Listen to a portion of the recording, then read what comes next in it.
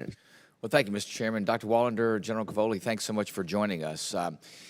Listen, I think we're all very, very steadfastly in support of Ukraine and their effort to maintain independence from this unprovoked and inhumane and barbaric invasion by Russia. I'm very focused on making sure that every weapon, every round of ammunition that we send to Ukraine is tracked and that we are accountable for every bit of that. The challenges we face today in the United States are many. Our constituents look at us very carefully and say, what are you doing to make sure that we are on track with that? And we know we're sending a number of items over there, from tanks to HIMARS to javelins and stingers, small arms, ammunition, across the whole spectrum. Can you give us an idea about what are we doing in making sure that tracking and accountability of every bit of what we send over there is very focused, making sure, too, we track any potential for waste, fraud, and abuse, as well as do we gather intelligence to understand who might be trying to intercept those weapons, whether it's in Ukraine or even somehow on tracks and in transportation in Ukraine?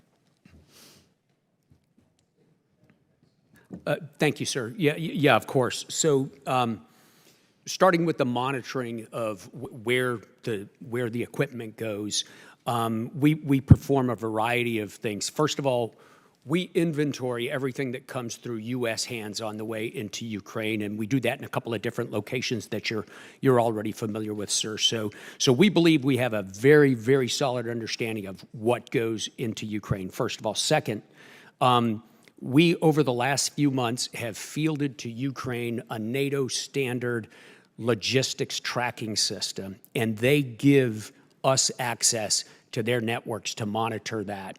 So as we inventory stuff, we ingest it into LogFast, and then they track it as it goes forward. This is their system of tracking, and we watch over their shoulder. Of course, that's not enough, so we do inspections, enhanced end-use monitoring. In fact, those are done by the Defense Attaché Office in Kiev under Brigadier General Garrick Harmon. There's an today's Wednesday, there's an on-site inspection going on in Odessa right now today. There's another one scheduled next Thursday. Those go based on the security situation, however, sir, so sometimes we don't get those off. When we're unable to get to a location, we have barcoded the critical pieces of equipment and issued handheld scanners that project onto a network that we control, and the Ukrainians will inventory by a handheld scanner. So that's how we look at things inside Ukraine.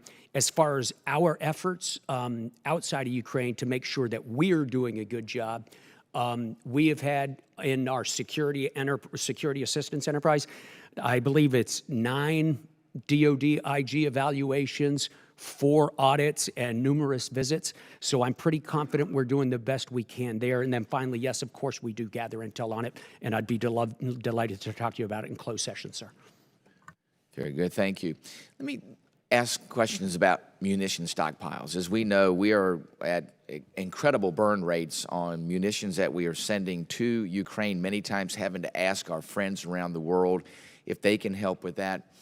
Give me your perspective on where we are today with burn rates on critical munitions, especially those that hold utility in the Indo-PACOM, and what are we doing to address when those stockpiles, those magazine depths are at critical rates, in regenerating that and then modernizing some of those weapon systems that many of those, like Stinger, are circa 1960s weapon systems?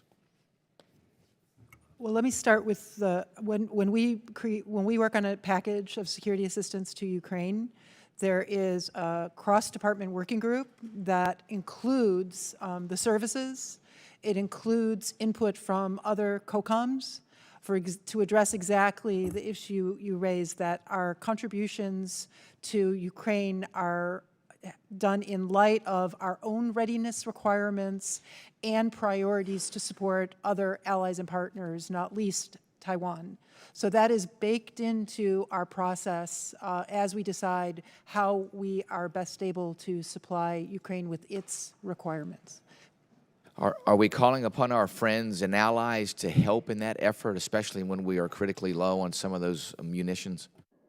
Yes, Congressman, we are. And the main structure for that is the Ukraine Defense Contact Group, which meets monthly. But in between those meetings, we are in constant contact with allies and partners, not just in Europe, but globally, to source those capabilities. And they really have stepped up. A lot of the artillery ammunition is coming from other countries at this point, not directly from the United States to support Ukraine. Thank you, Mr. Chairman. I yield back.